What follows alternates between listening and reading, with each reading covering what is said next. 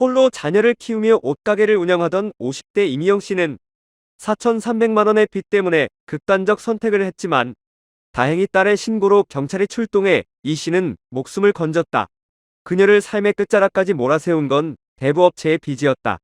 처음엔 은행에서 가게 운영 자금으로 2천만 원을 대출받은 게 전부였다. 장사가 안 되면서 월세가 밀리고 외상대금이 쌓이며 상황은 심각해졌다. 그러자 이 씨는 연 20% 이상 고금리를 받는 카드론과 대부업체에서도 돈을 빌렸다.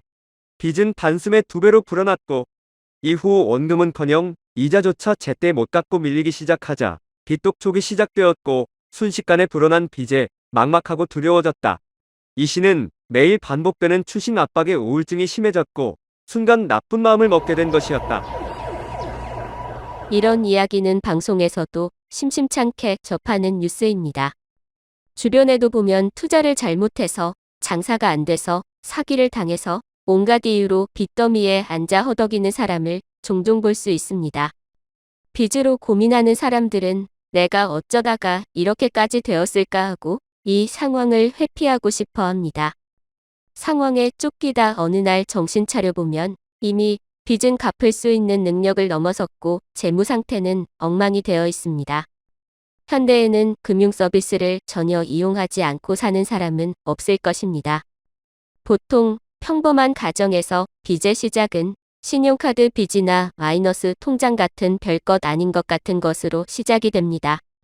생활비, 교육비, 명절, 휴가, 의료비, 경조사비 등을 그때그때마다 부족한 돈을 카드로 해결하다 보니 자신도 모르게 빚이 늘어나고 그러다가 재무 상태가 돌이키기 어려워지면 그만 포기해버리기도 합니다.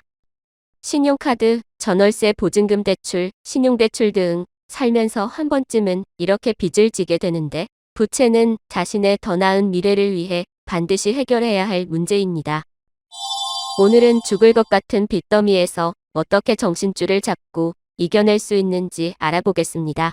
먼저 마음가짐입니다. 남들과 비교하지 말고 내 마음속에 자신과 싸워 이겨야 한다. 이 정도는 누려야지 내가 누군데 등의 내부적인 갈등이 부채 해결을 머뭇거리게 합니다.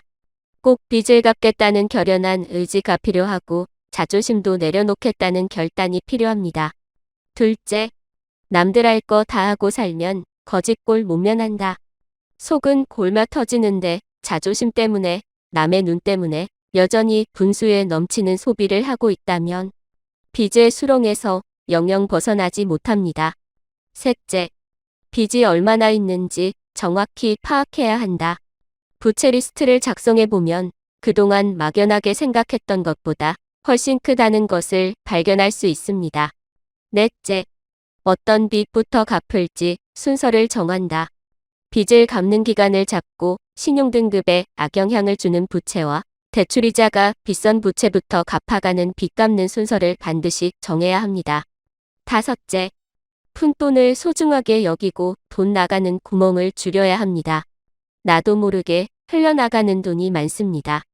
돈이 많이 드는 취미생활은 멀리하고 생활비나 용돈에서도 줄일 수 있는 부분은 줄이고 부채의 일부라도 상환합니다. 신용카드는 지갑에서 빼버리고 체크카드를 사용하는 것으로 바꿔야 합니다. 여섯째, 빚이 줄어드는 것을 확인한다. 부채 해결의 가장 큰 동기부여는 부채가 줄어드는 것을 확인하는 것입니다. 매달 날짜를 정해 가족과 함께 전월과 비교해 부채가 얼마나 줄어들었는지 점검하는 것이 좋습니다. 일곱째, 전문가의 도움을 받는다. 혼자 해결하려고 빚 돌려막기를 하다가는 상황을 더 악화시킵니다. 신용카드 대금이나 은행대출 원리금이 연체되면 대부업체나 저축은행에서 빚을 내서 빚을 메꾸려고 합니다. 이는 빚을 눈덩이처럼 키우는 어리석은 짓입니다. 금융사 대출 원리금이 연체되었을 때는 채무조정제도를 이용하는 게 현명합니다. 연체 기간이 30일 이하면 대출금을 최대 10년간 나눠서 갚을 수 있고 밀린 이자도 감면해줍니다. 가계 폐업이나 목돈 대출을 갚기 어려운 사람에게 도움이 됩니다. 채무자가 빚의 굴레에서 벗어나려면 전문가와 상담하는 것이 가장 좋습니다. 다음은 빚을 못 갚으면 발생하는 문제를 상황별로 보겠습니다. 담보대출을 못 갚았을 때. 담보대출에도 여러 가지 종류가 있습니다. 자동차를 담보로 거는 경우도 있고 보험, 집 등 자신의 재산을 담보로 빚을 지게 됩니다. 보통 금융사에 가서 담보물로 대출을 받고 나서 기한 내에 갚지 못하면 기한이익 상실 통지서를 받게 됩니다.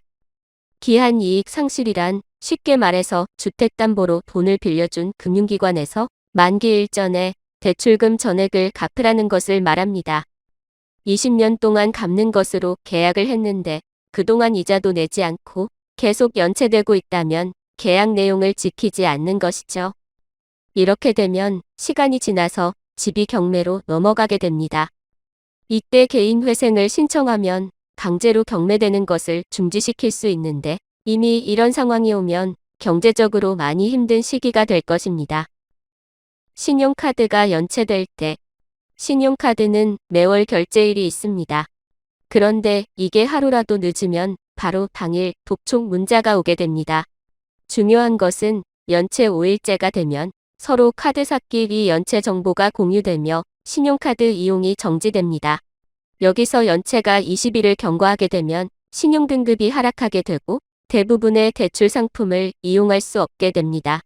이게 흔히 말하는 신용불량자, 즉 채무불이행자가 되는 것입니다. 이후 빚을 갚아도 카드사의 연체 기록이 3에서 5년까지도 기록이 남아서 앞으로의 카드 사용에 제한이 많이 됩니다. 신용등급은 이미 아주 많이 떨어져 있을 것입니다. 만약 정말 5일 이내로 갚지 못할 것 같다고 판단된다면 다른 신용대출을 이용해서 카드 빚을 다 상환해버리는 방법이 있고 남은 금액을 나누어서 내는 리볼빙 서비스를 이용해 볼 수도 있지만 리볼빙 서비스는 워낙 이자가 높은 편이기 때문에 신용대출을 추천하는데요. 최대한 낮은 금리로 이용하는 게 좋겠죠? 그럴 때는 정부에서 지원하는 저금리 대출은 뭐가 있는지 참고하시기 바랍니다. 다음은 개인한테 빌렸는데 안 갚을 때는 어떻게 될까요? 지인에게 돈을 빌리는 경우도 많이 있습니다. 담보 없이 그냥 친분관계로 서로 돈을 빌려주기도 하고 빌리기도 합니다. 그러나 본이든 사기든 안 갚고 계속 미루는 일이 많이 발생합니다. 이때는 담보가 없기 때문에 민사소송을 할 수밖에 없습니다.